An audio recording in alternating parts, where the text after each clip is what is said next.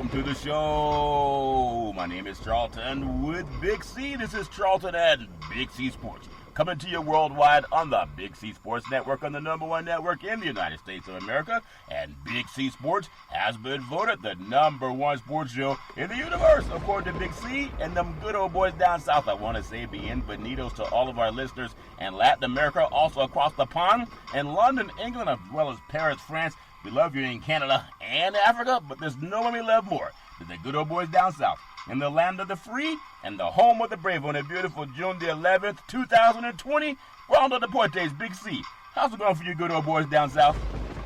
Charlton, one of these very somber days here in the United States as we think about this COVID-19 that's still on the rise, and our administration is paying no attention to it. Over 114,000 American lives have been lost as of today to this COVID-19, and yet the president was in Dallas bragging about how the National Guard abused American citizens in Minneapolis and gloating about that. But also want to say thank you to the frontline healthcare workers for all that you do every day in trying to save and preserve American life, the nurses, the doctors, and the first responders, Charlton. Well, they are definitely doing a good job. I want to say today's show is sponsored by your Northern California Cadillac dealers, home of the all-new Cadillac Escalade, the standard of the world. And when you go by and test drive yours, tell them Charlton and Big C sent you, as well as a fleet of Cadillac cars. Also, anywhere in the world, just say Google or Alexa, play Big C Sports Podcast. You will hear from our sponsors. You will hear welcome to the show. I will introduce Big C as the Mystic, and he'll do his thing, and I really appreciate the way things are going with Big C Sports. You can follow Big C Sports on Xfinity, Comcast TV, Roku TV, Apple TV, Amazon Fire TV, and a lot of smart TVs all over the universe. But you better have a smart TV or you'll be looking at a still picture. Really appreciate the way things are going with Big C Sports. Big C, I always want to make sure that we take time to pay homage to our military and our veterans with our crisis hotline. Why is that so important to you, Big C? Your thoughts? Well, Charlton, our military veterans are the forgotten entity in America with all of the troubling things that are going on in our country. They suffer every day from mental anguish, Charlton, of serving in our active military. And we give out the National Suicide Prevention Hotline number, Charlton. We do our part, but it's not enough for all Americans not doing their part in helping out these great veterans who have served this country in times of need. We lose some 22 veterans a day to suicide in this country, Charlton. A horrific disease is really not recognized by the public because people look at it as an embarrassment and a stain when it comes close to home. But you can help prevent that stain and embarrassment from coming close to your home just by helping some veterans out, getting them to the National Suicide Prevention Hotline number, Charlton, getting them to non-judgmental people who will show that they care. And we will do our part, Big C. 800-273-8255. That's 800-273-8255, or you can text 838-255. That's 838-255, or you can go online to veteranscrisisline.net. That's veteranscrisisline.net, and you can get them some help. Also very happy to be affiliated with Valley Homes Weekly TV on Dish TV, DirecTV, AT&T Uverse, TV 53, home of the San Francisco Giants. When you reach out to them, tell them Big C sent you. Our goal is simple: recruit 100 real estate brokers, put their property listings on TV, just like McDonald's does it. Car dealerships do it, and then sports teams are doing it too. Very soon you can watch real estate work with TV. 800-772-8624. That's 800-772-8624. For those of you looking for opportunities in real estate, go to bigcsports.pacwm.com. That's bigcsports.pacwm.com, and you can get some opportunities there. Big C, man, pausing is good. I told you I've been chanting lately, and it's really starting to help me feel great, along with exercising and eating a bowl of collard greens every day, or at least as much as I can. But I want to also commend the NFL. They're talking about spending about $250 million over the next 10 years to fight systemic racism, even though we've yet to hear from the owners yet. That's about less than $800,000 a year per team, but it is a step in the right direction. Big C, your thoughts? Well, is it really a step in the right direction, Charlton, when you admitted that it did not exist 4 years ago when Colin Kaepernick took a knee for social injustice? You recognize what was going on at that time. And over half the owners have voted for President Donald Trump, as well as donated to his campaign. And so they've donated more than that individually to his campaign. So which one do they care the most about? Systemic racism or the presidential campaign? Yeah, but collectively, I don't think they gave POTUS $250 million. And to me, I think it's a good step because they could have said, no, we're not giving you nothing. Because some people, as much as we talk about social justice, there are a lot of people that don't want it and don't care about it. So when someone puts their money where their mouth is, I do want to give them a step in the right direction. I think we can only get better from here. I also want to just get into some things that, worldwide, Big C, I think African-American athletes have been sharing their encounters with racism in America. And it's happening even in European soccer leagues in Spain where they use the N-word like a handshake at times. A lot of athletes have said that on the soccer fields, and they're even wearing Black Lives Matters on their soccer jerseys in Germany, of all places, Big C. So African-American athletes sharing their encounters with racism in America and worldwide. The conversations are new, sometimes uncomfortable, but they're happening everywhere. I think that's progress, including the House of 9 professional athletes training in Boulder, Colorado, the Mile High State, Big C, for next year's Olympics. In a roundtable of stars at the core of the sport, they detailed their experiences dealing with race and what it's like to be African American, not only in America but around the country. I think the dialogue is a good start, Big C. Your thoughts?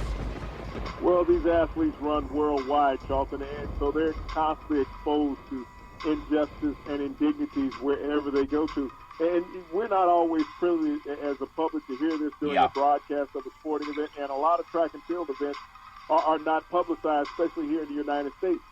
And these athletes have to endure that. They've endured it for decades. I mean, we think about Tommy Smith and Evans in the 16 Olympics when they were banned forever, just putting up a Black Power sign, Charlton. They were banned from amateur athletics forever. So racism exists here in the United States as well as around the world. And if you bring it up in the past in America, you got banned from participating as an amateur. Yeah, and that's the thing I love about going forward. When I was about 5 years old, I wanted to drive a car so bad, but I wasn't old enough to get a license. But as I evolved and got older, when I got 16, I got my license, even though I've been driving since I was 12, but I won't tell anybody, Big C. But things happen. We either got to walk forward or backward. I do want to ask you, as I hear a lot of even my white brethren say, should racism be declared a national health crisis in America? That's coming from white guys, Big C. Your thoughts? It has always been a national health crisis for black people in America, Charlton. As you look at the racism that has existed in this country for 400 years, look at the amount of Americans that have lost their lives from racism. I know the big cry now is against police violence and brutality towards people of color and minorities, Charlton. But look how many black people, white people have killed in this country over the decades, and killed with impunity, Charlton. And a lot of times police participated in that and protected. Yeah, a lot of times we've had some bad apples, but I don't want to even for a moment talk about getting rid of the police force. Readdressing some issues, of course. Just like we kind of take a child and you can discipline a child, you don't get rid of them, you discipline them so they get better. But I do want to ask you, and I believe we have, at least for the first time in my life, and I know you and I have been talking about this for a while, I don't want to just be a guy that reads down a score and who won a game. Of course we do that too. But I am very emboldened and hopeful that it's not just men of color and women of color that are saying, how can we form a more perfect union? But I will also give you this, Big C. President Trump, President of the United States until coming up on November, he had members of his administrative cabinet saying that there is no systemic racism in the United States of America, but even there are people who are stepping aside from that and saying that's not true, Big C. Your thoughts? Well, I'll get on that, but the phrase bad apple, I haven't seen any bad apples shoot anybody, Charlton, or kill anybody, so people need to stop using that phrase bad apple and call it what it is, whoever's doing the killing. They're not bad apples, it's the people that are doing the killing, and they need to be recognized for that. But for the president and his cabinet to go on television and say that there's no systemic racism in America, we've known that this presidency has lied, and his administration has lied every time they got an opportunity to open their mouth. But to come out with a straight face and say there's no racism in America, there's not in their neighborhood. There's no racism in the White House because they're all white. So there's no racism against the people that are in there. So they're telling the truth. Yeah, I guess it depends on what group you're run with. Even though it's amazing how even his own family, his father was arrested at a KKK rally. And if people can Google that, it was 1927. But they also have the biggest housing discrimination, the Trump family, against African Americans. They put C on the application, like Big C Sports, they just put C for colored on the application, and they denied people. But also, we know there's some things coming up where people are going to go out and marching again and then trying to raise money. But POTUS has done, people say it's done a lot for African American people. I guess it depends on what skin color you're looking at. So he's having this MAGA rally. It's actually going to be on June 19th, called Juneteenth, is when the African Americans' independence was announced, Emancipation Proclamation, down in Texas, for the state of Texas, on that same day that slavery ended. So he's also holding that rally in Tulsa, Oklahoma, where the Black Wall Street once existed, and there were hundreds of African Americans that were killed by white Americans that were part of those lynch mobs down south in that city. To me, I think it's a call for him to do some of the nefarious things that he's done, even with the C on the application. Now they're just moving it to 2020. Big C, your thoughts? You know, Charlton, what a slap in the face to the black culture to take this rally, your first rally, back to the site of the largest genocide of black people, one-day genocide of black people in America, in Tulsa, Oklahoma. One of the most wealthy and affluent communities of black people in America in 1921, where white, as well as white police officers, went and killed and destroyed an entire town, Charlton. They killed over 300 people that day in Tulsa, Oklahoma, Charlton. And so for the president to want to glorify that 99 years later and have a MAGA rally in that city and say everybody in this city is fine, you got to understand there's ancestry on both sides of the tracks, Charlton, from people that were killed and people who killed people that day in Oklahoma City that are going to be there from 99 years ago. And the president wants to take this and rub it in the face of black people on Juneteenth, the day that the blacks in Texas found out that the Emancipation Proclamation had gone through, Charlton, and then to the largest genocide area in one day in the United States. I guess that's what he calls doing a lot for black people. Yeah, I think, again, you got to look at people with what they do, and there are people on every spectrum, whether it's Democrat, Republican, Independent, whoever they happen to be. They're going to see the world the way they want to see it. But this reminds me, I want to go back to, it was June 4th in 1967 when people talk about getting together and trying to create positive change.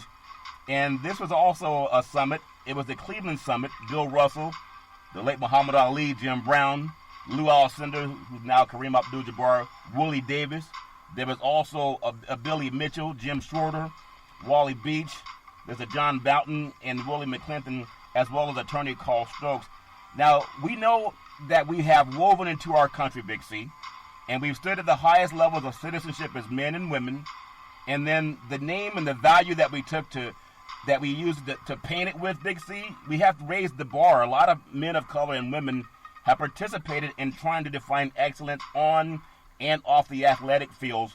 But I think that's coming back too, even though sometimes people don't like it. But now it's coming back, and it's a multi-rainbow. Now we have people of all colors joining that, if that makes sense to you, Big C. Your thoughts? Well, I look back at the summit in Cleveland, Charlton, and this summit wasn't about athletics. It was about economics for black people in America. You got to see how clairvoyant black people were even in the early 60s, Charlton, how they did not look at sports as the great deliverer of a culture, but economics was the great deliverer of a culture. And you look at the people who participated in this summit, Charlton, you had current professional athletes, you had collegiate athletes, and you had retired athletes who participated in this summit. Yeah. And they were looking for economic advantage for black people in America, Charlton, trying to, lessen the divide between the cultures economically. And this is what black people have always strived for. When you look at the protests that go on today, social injustice comes from economic divide. Yeah. When one race wants to dominate the other race and say, you're a subordinate to us and you should always have less than us. And the oppression that has occurred for 400 years in this country is what people are tired of. Yes, we see a lot of multicultural people out on the street now, all races, Charlton, protesting against about the oppression in America, which is only right. Yeah. And that's what fears white America the most, is that they're young people that have not been embedded with racism and hasn't been ingrained in their system are out there advocating for minorities to have equality. Yeah, and I still say we can see things differently, Big C, but when I see the majority of people who jumped on board that bandwagon happen to be Caucasian, especially over the last 40, 50 years, it's some people, it's not all, but I want to even keep in mind, I know POTUS is going to be down in the South pretty soon. The state of Texas, a lot of people forgot about it. Maybe they haven't forgotten about it, but it's not the top of the headlines lately. State of Texas has experienced a 70% rise in COVID-19 cases, and that's over the last 2 weeks. And today POTUS said he will be attending a fundraiser in Texas, and many of those older people, he's been asking them to wear a mask as they potentially will be exposed to each other to COVID-19. He even put out a statement. Big C, your thoughts? Well, in that statement, he asked people to push the button for this disclaimer that they're going to be coming in contact potentially with COVID-19, and if they get any ills from this this convention, that they cannot sue the Donald Trump presidential campaign. Yeah. So he is willingly admitting that he's willing to submit American citizens to COVID-19 for his own personal gain. Well, you know, when people go out and march, they're also taking that same chance and opportunity in the land of the free and the home of the brave. And I ask everybody to just pay attention to your health and make sure that you're not just part of the herd that's not taking care of themselves. I know change. This is a time in our country where there's a lot of good things happening and a lot of bad things happening simultaneously, Big C. And I appreciate being a part of conversations, whether there's our podcast or hearing things that are done on TV and news too. But people are trying to create change. Change goes beyond social posts. And change, think about it, is rooted in action. Change is rooted in community service. It's rooted in defunding systemic racism. Even the New York City Police Department, law enforcement, they plan on defunding some services and funding others. A lot of youth services, I think that's important.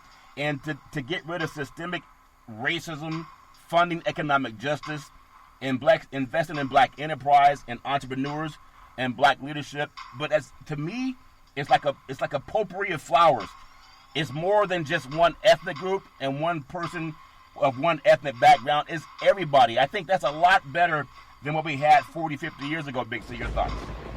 Well, if you look at where we were 50 years ago, Charlton, we've really digressed as a culture from where we were 50 years ago. We had much promise 50 years ago. We didn't have the broken down society that we have today. Racism was not at the level 50 years ago that it is today because you knew where you were. And people were very open about where they were from a racial perspective, Charlton. They just didn't smile in your face and then wait on the lights to go out and then come trying to burn a cross in your yard. They let you know who they were in the light.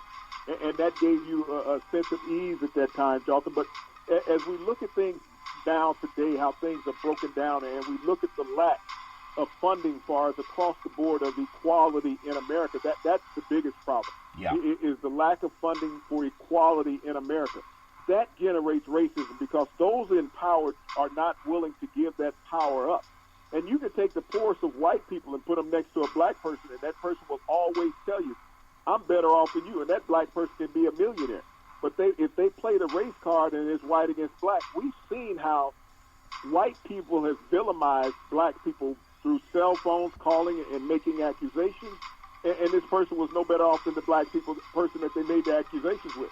Yeah. But the police came and treated them like a criminal, even though they had done nothing that broke the law. Well, I know there was even recently in the news a couple of people were caught jaywalking, and I think they were seen in even in some cities in California where African Americans. That was in Tulsa, Oklahoma, and that happened yesterday. 2 young black males walking down the street. The street had no sidewalk on them, yet the police pull them over and throw them down and handcuff the kids.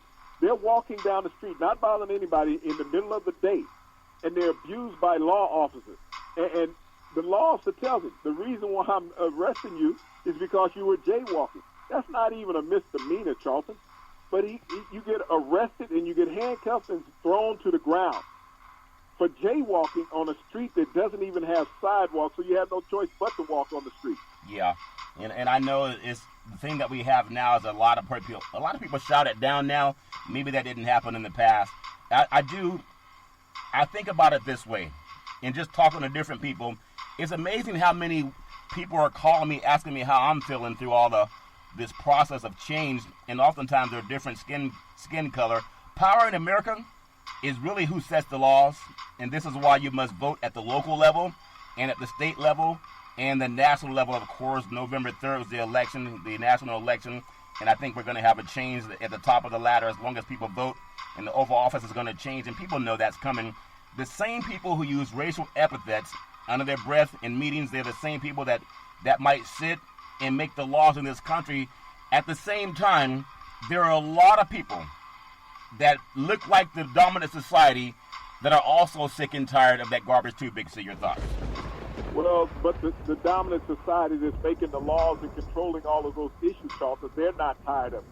You know, we had the election in 2008 when President Obama was elected president. But when the midterm election 2010 came around, Charlton, people got lax and did not go out and vote. But that midterm election in 2010 determined what was going to go on for the next 10 years in America. And that's when the Republicans took over the House and the Senate, Charlton. And you saw all the radical things that happened from a law perspective and a legal perspective in this country. This is why it's so important to get out and vote in your midterm elections and all your local elections, because you have to elect officials. Because the guys that are sitting in there, you can't tell me that the Republicans running the Senate are tired of the actions that are going on in America when they're aiding and abetting the President of the United States. So I disagree completely that they're tired of it, because they're perpetuating it every day.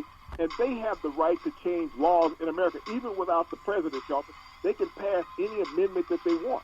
What amendment have they passed in this country that has benefited black people since 2008 when Mitch McConnell said, we're going to do all we can to make sure that President Obama is just a one-term president, and we're going to block everything that he tries to do? Yeah, well, you got to keep in mind, too, there's supposedly about 40 million African Americans in the United States, 13% of the population.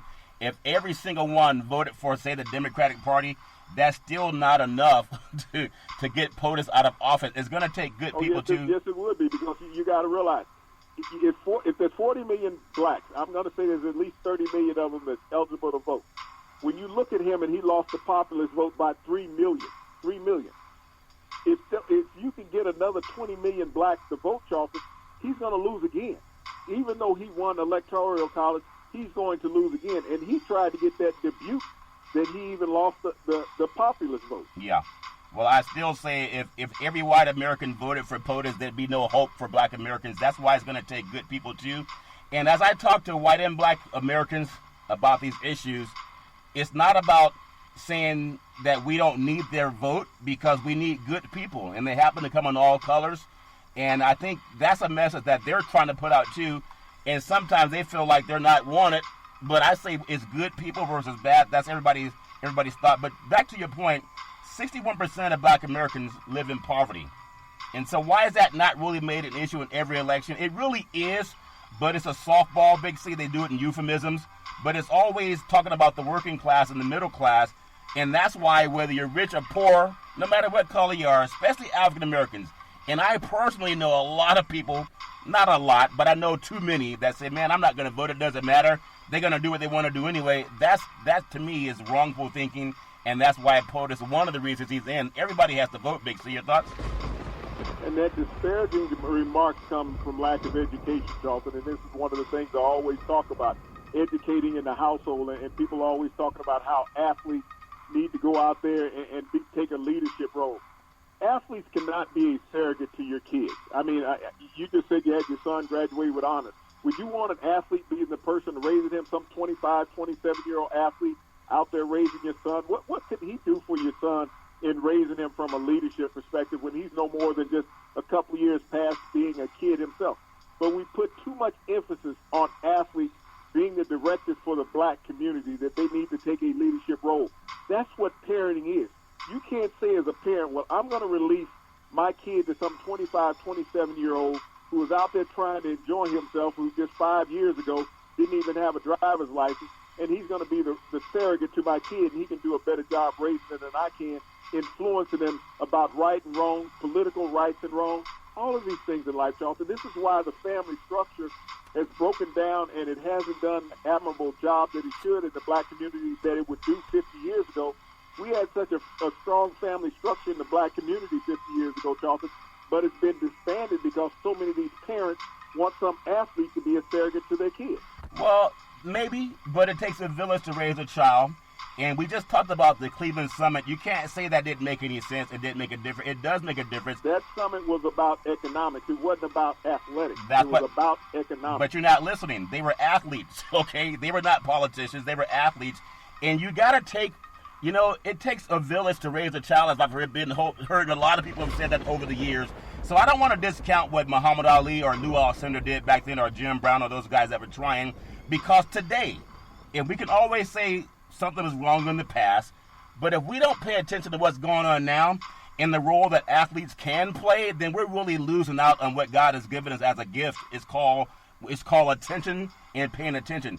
NBA basketball legend LeBron James, Jalen Rose, and many other athletes, Big C, would you believe that they are doing more to get people to vote, to register people to vote? Not every parent can do that. Not every politician cares to do that. But I don't want to tell those athletes they don't matter just because they're telling people to vote and they're not a politician. Politicians, everybody's going to vote. But at the same time, I don't want to discount athletes. There's been so many African Americans that got the attention of a young person because they were an athlete. I don't want to discount those guys. So give me your feeling of what LeBron James is doing, Jalen Rose, and more than I guess it's a lot more than them that are doing something to get the people to register and vote. I don't want to discount their effort, Big C. Your thoughts? I'm not discounting their effort in any kind of way. We've always had black athletes striving to get people to vote. That summit back in 67, not only was it about economics, but it was also about political, about getting blacks into the voting stream, Charlton. But as we look at athletes now, and it's very few times that athletes are looked at from a voting perspective, Charlton. Yeah. When we want a guide, I tell them, that the athletes are the surrogates. We have more black millionaire private citizens than we have black millionaire athletes. Think about that. But the emphasis is put on the black athlete, and I think that's where a lot of black society loses its focus because they want to rely so much on athleticism instead of just straight out education. That education can still make you a millionaire without you handling a ball in your hand, Charlton. And that's what we have lost sight of as a culture, the economic power that we possess over the sports power that we have. Maybe so, but how many 9-to-5 people do you know that make $10 million a year? And we know that education is important, but I'm not going to say these athletes are not educated. In fact, 14,800 millionaire black people, 1.4 million black millionaires in America. 1.48 is the exact number. 1.48 black millionaires in America. Now, I don't know how many black millionaire athletes it is, but I'm gonna say it's very minuscule compared to that number. How many have you seen on TV? How many have you seen? Many of them on TV. How many? Give me a number. I'm associated with a lot of them. Give me a number. I'm associated with a lot of them. Give me a number. Huh? Give me a number. That I'm associated with? I'm associated with more than a dozen of them. No, I asked you how. I've asked you. I asked you how. I'm associated with more than a couple dozen black millionaires that have never been athletes. Okay. And have great relationships with them. That has nothing to do with telling thousands of athletes that are on television and radio almost every single day, you're going to tell them stop using their platform? That makes no sense in the world because those are business people too. And if we get to the point, Big C, that we say we only want the intellectual society to talk about voting and participation, then we've missed the boat. I think we've got... I never said I only wanted the intellectual part. I am saying that we need to drive our kids towards intellectualism instead of just athleticism, saying that that's the only way that's out. When we have 1.48 black millionaires in America, which way outseeds the number of black millionaire athletes, the parents are missing the boat on where their kids can succeed. They're limiting their kids' opportunity, saying you can only make it through athletics. That's the point that I'm making. They're not telling their kids to expand their horizon, that there's much more opportunity to be a millionaire as a non-athlete than there is as an athlete in America if you're black. Yeah, and I don't think those athletes are not educated, and I think they can do the same thing. It's like God gave us 2 feet, in 2 hands, 2 eyes, 2 ears, 1 mouth. But look at it from this perspective. Yeah. For another black to become a black millionaire athlete, what does another black athlete have to do? He has to lose his job. Before a black to become a millionaire in society, another black does not have to lose his job. You replace black millionaires as athletes. It's not an expansion of the culture. Well, You're replacing. You have to remove one to become one. But it's not like that in society when you become a millionaire philanthropist, Charlton, in the community, in the public. That's what I'm saying. You create more opportunities for blacks with education than what you do with athletics. I still think it can use both. You can use both. We're going to take what's called the Big C pause, also known as the Big C timeout. When we come back, we're going to talk more about things that are going on. And it's not just the United States, it's the whole world, Big C. We'll be back in just a moment. All right, we are back from the Big C timeout, also known as the Big C pause. You can follow Big C Sports anywhere in the world on the Big C Sports Podcast. Just say Google or Alexa, play Big C Sports Podcast. You will hear from our sponsors. You will hear welcome to the show. I will introduce Big C as the Mystic, and he'll do his thing from 3,000 miles away. And I really appreciate the way things are going with Big C Sports. You can follow Big C Sports on Xfinity, Comcast TV, Roku TV, Apple TV, Amazon Fire TV, and a lot of smart TVs all over the universe. And I really appreciate the way things are going. So that, to me, it's just this more than one way to cook the potatoes. Some people deep fry it, some people bake it. I love what athletes are doing, especially telling people to register to vote. If every black millionaire is going to get on TV and radio and buy airtime, there's nothing wrong with that too. There's more than one way to do it. I want to ask your thoughts though, because I don't know LeBron James, but he's done a lot. He never went to college, but he's done a lot more than people who have gone to college. And maybe there's some who have done more than him, but we just don't know about it.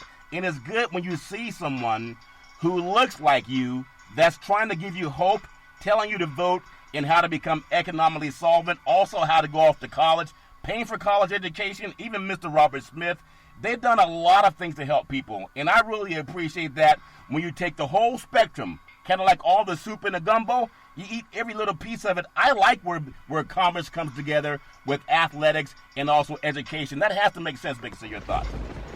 I am not knocking an athlete for going out stomping and advocating for people to vote. I am just offering other alternatives for the massive number of black people. When you look at the NFL, how many players are in the NFL? 1,500 or so, 1,580, I believe. The NBA, you have 250-plus players in the NBA. And these are the largest participation of black sports.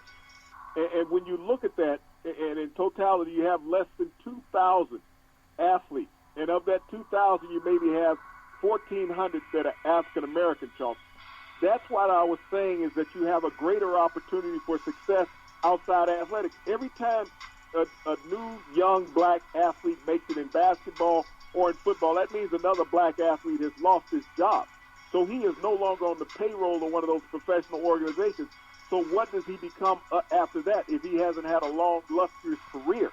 That's what I'm saying, and I'm saying that to create that longevity and the continuation of wealth, the private sector is what is continuation of wealth.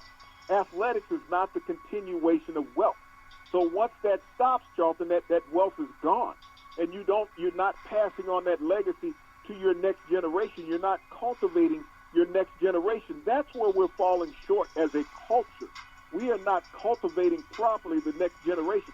We can stump athletics all day long. Yeah. But in stumping athletics, when that career ends, when was the last time, other than the Last Dance, that you saw Michael Jordan perform on television? No one remembers his years with the Wizards.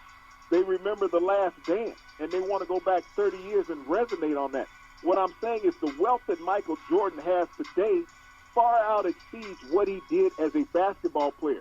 The influence that he can have today far exceeds what he could do as a basketball player. Just like Magic Johnson, what he does as a philanthropist now way outsucceeds what he did as a basketball player. Yeah. When you look at those black athletes who have had the opportunity to move beyond the game into the private sector and make an impactful role in black lives, that's what's more important than them ever carrying a ball on the court or on the field. Well, I think two things can be mutually exclusive, Big C. Patrick Mahomes, the Super Bowl MVP, and many people call him the face of the NFL. He's determined to change minds amid the unrest, and he says that players need to be role models too. Private sector, of course, be a role model, but how many of them have access to TV and a microphone? They just don't. His decision, and he said in his own words, to become involved in Black Lives Matter, that movement started to solidify when he saw the George Floyd video when he was murdered in Minneapolis with a knee on his neck. So I think it takes everybody. You got to use what platform you have, just like we have a platform. LeBron James has a platform. Muhammad Ali had a platform when he was growing up. Even you got people in Congress that have platforms, whether they choose to use them or not. I just think it's all fair in love and war. But do you think that Patrick Mahomes, he's doing the same thing that Colin Kaepernick was doing before he got blackballed from the league? You think there's ever any way that they'll blackball Patrick Mahomes? Big C, your thoughts? He has not done the same thing Colin Kaepernick has. He has made a statement. He has not gone out and taken a knee during the national anthem. When he takes that knee during the national anthem, that is the only way that the NFL will change it. He stands alone taking a knee.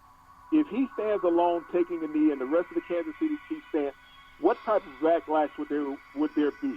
And as I think about atrocities that have been done to black people over the years, I think about 6 years ago when Tamir Rice was killed in Cleveland. Yeah. Standing in a park playing with a pellet gun, Charlton, and he was shot twice by a police officer. He would have graduated from high school potentially this year if he had been alive.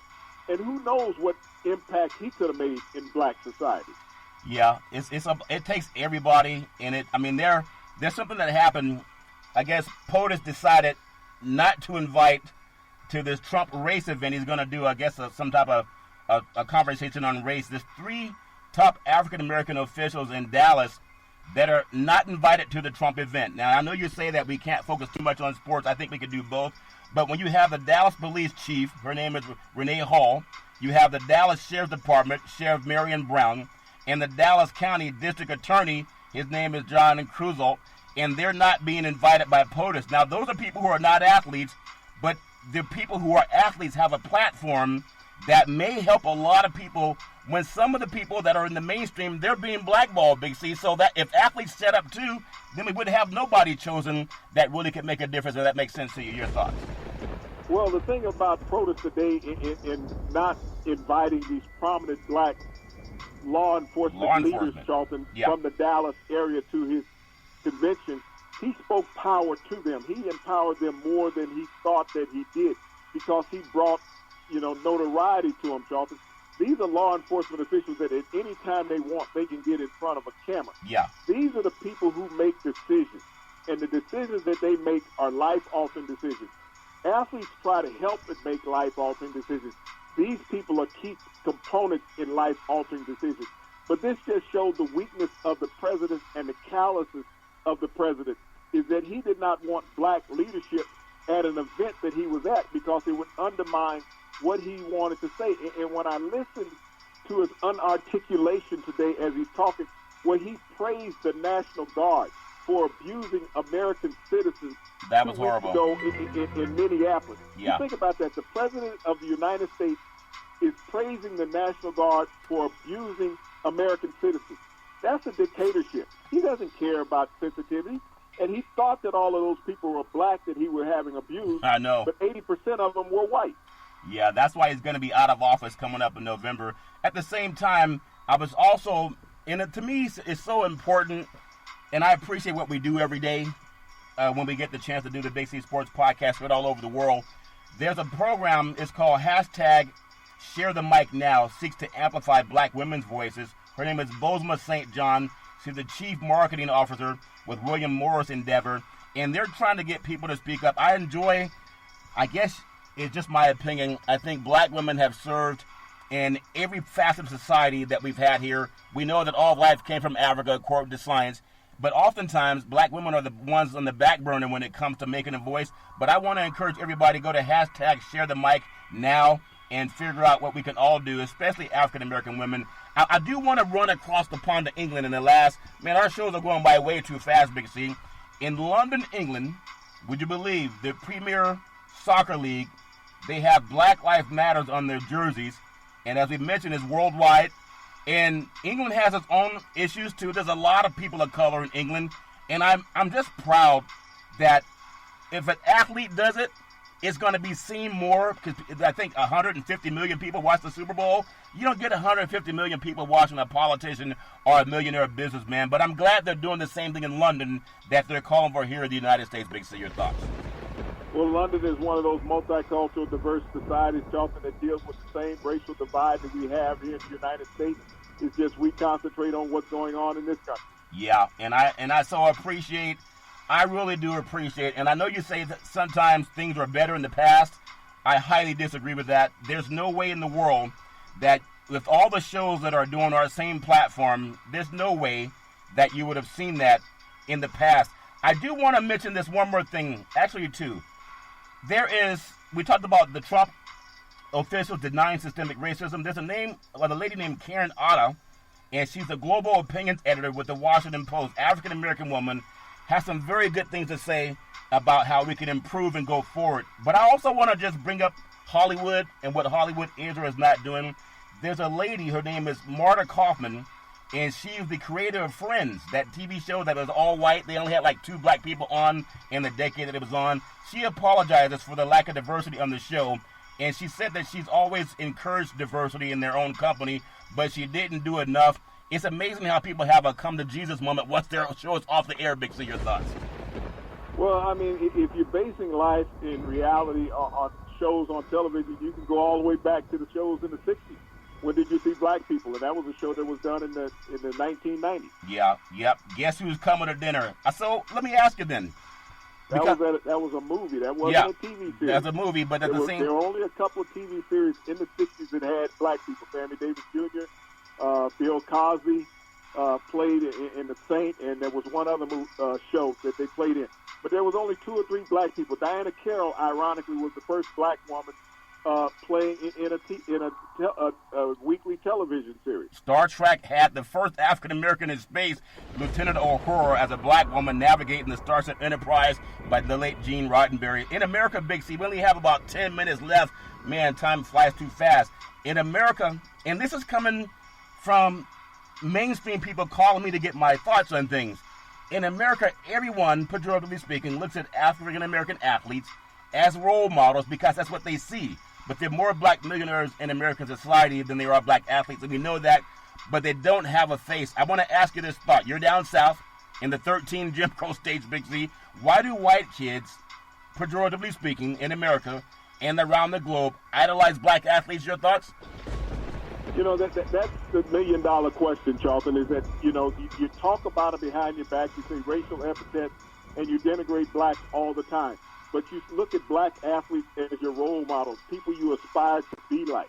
And why don't, you know, and when I look at that, Charlton, I'm thinking that there's something wrong with the parenting of that child. Because here it is, you're allowing your child to praise these black athletes, but you don't allow them to praise black people. Yeah. And I think the reason for that, Charlton, is because that black athlete is limited just to athletics, is that he is not making a difference overall in society from when we look at political change. They're not running political offices, Charlton, in those cities. Yes, they have a voice. Yes, they can speak to people. But they're not the decision makers controlling life every day in a city or a state. Yeah, and I think it's exposure. The way you want to kill your business, you can do it in 3 simple steps. Don't advertise, don't advertise, don't advertise. Athletes are heavily advertised. The top 10 female athletes of all time in the United States, even though they play around the world, Venus Williams, Lindsey Vonn, Cheryl Miller, Martina Navratilova, Big C, Mia Hamm. You have Diana Taurasi, there's Jackie Joyner-Kersee, FloJo, Florence Griffith-Joyner, Simone Biles. And then you look at Serena Williams. They are different colors, multifaceted. They've made a living all over the world, and that has galvanized a lot of people have come together that would never even meet in a church, but they've met around sports. Big C, your thoughts? Well, when you look at all of those great ladies, Charlton, and their participation in the sports world, from the collegiate to the professional, and the difference that they've made in society, they've opened many windows and doors, Charlton, for women to be able to go through. And open up people's eyes to show that they just were not athletes, but they were voices, they were advocates, Charlton, for change in society. Yeah, they really are. There's a website called McKinsey.com, and it's a case for accelerating financial success for African Americans. McKinsey.com, I want people to take a look at that because it shows so many examples of how to go forward and accelerating financial inclusion for black communities. Not begging somebody for a job, but they address the lack of financial inclusion for black Americans exists at every level of the financial system. POTUS does not believe that because he never understood the commissioner or the Kerner Commission report. It's been two of them since the 1960s. Understanding the sources of inclusion is the first step in fixing the systems. And I'm really happy, Big C, that we're having this dialogue. If we didn't have this show, they wouldn't put us on any platform to talk about this show for more than maybe a day. And if a day happened, it'd be maybe 5 minutes, Big C. Your thoughts?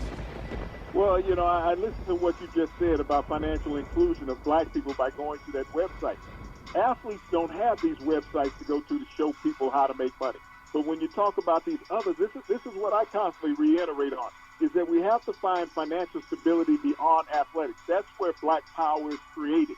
Financial stability beyond athletics. When 61% of black people in America live in poverty, we as a culture need to pool our resources together to show people how to build themselves out of the doldrums of that 61%, Charlton, to lessen that burden, to show people that there's financial wealth beyond athletics. And I'm doing my part. I know you're doing your part. We don't have to see eye to eye on everything, but it's good to have dialogue in order to form that more perfect union. I want to read this before we get off because I know we're coming up on a hard break, Big C.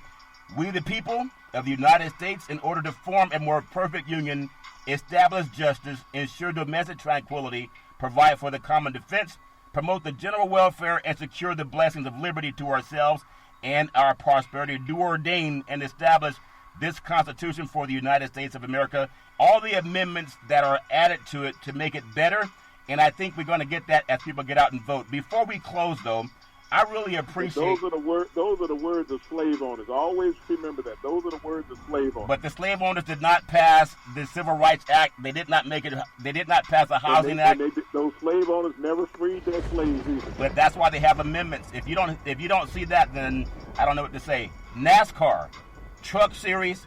There's a driver. I don't even want to mention his name, but he said he's going to leave at the end of the season because of the banning of the Confederate flag. And for me, I hope he leaves now. Why wait till the end of the season? Just leave now, Big C. Your thoughts? Doesn't want to walk away from his money. Well, maybe his sponsors can leave him first. I think there was a sports guy in Northern California for the Sacramento King. There's a lot of players that thought he had a lot of latent racist tendencies in him, and the ownership, Vivek Ranadive, who owns the team, who's a man of color, and he decided to get rid of that because too many people kept saying it walks like a duck, it crawls like a duck, it sounds like a duck, and they let him go. So no matter what it is, it's going to take everybody to put their hands together, and we got to vote. If people don't get out and vote now, I don't know what's going to change it. But going forward, Big C, in the final few minutes, what are you hopeful for when you see so many people of all hues and colors all over the world, no matter what country, from Australia to New Zealand, from Africa to America and Canada? What are you seeing that's giving you hope that we are going to have systemic change and so that all people can form a more perfect union? Big C, your thoughts? Well, Charlton, what inspires me the most is the unity of the youth. And that, yes. You know, there was a song years ago, Charlton, Roberta Flack and Donny Hathaway. Sing it, Big C. Children are our future. Yeah. George Benson redid the song. But teach them well and let them lead the way. Show them all the beauty they possess inside. Give them a chance. And that's where we are today, Charlton. That song is resonating from the 60s. That's why it's a thing the 60s keep repeating. Yeah. And that's what we see right now in the streets of America. We see the youth that have bonded together, that are not dealing with the racial epithets and the racial enmity, Charlton, that this country has been divided by for so long, that they have not been spoiled by their grandparents and parents to think that there is a lesser race in this country, to understand that equality is what this country was not built on, but is where this country can go to. Yeah. And as you constantly laminate on those parts from those slave owners of what they believed this country was, that the blacks have always been an inferior race, that is still part of Americana, Charlton. It is still believed by so many people. That's why the rebel flag still flies through the South, and 13 Jim Crow states, Charlton, control 177 electoral ballots. Yeah, well, we know it's not true science that all life came from Africa. You can follow Big C Sports 24 hours a day, 7 days a week on the #1 podcast network in the universe, iHeartRadio Podcast. You can follow Big C Sports on Apple Podcasts. You can follow Big C Sports on Google Podcasts. As we always tell you, there's never, ever an excuse for domestic violence. If you know any man or woman going through that garbage, please pick up the phone and call 911, because no man or woman should ever have to go through that garbage on their own. And as we always tell you on every Big C Sports show, we thank you, we appreciate you, and we hope that you have a super fantastic day.